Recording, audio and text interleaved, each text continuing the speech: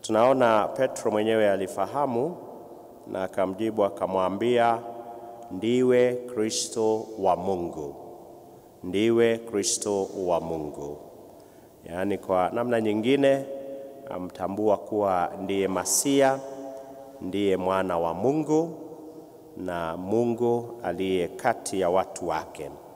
Na kwa hivyo hata nasi twamjibu Bwana wetu Yesu Kristo sio kwa maneno tu, bali kwa namna ya maisha yetu, kwa matendo yetu na kwa jinsi ambavyo twajitoa kwa ajili yake na jinsi ambavyo twamfuata yeye katika maisha yetu. Tuombe neema ya kumtambua Bwana wetu Yesu Kristo na hata kumtambulisha kwa wengine kufuatia matendo yetu na jinsi ya maisha yetu.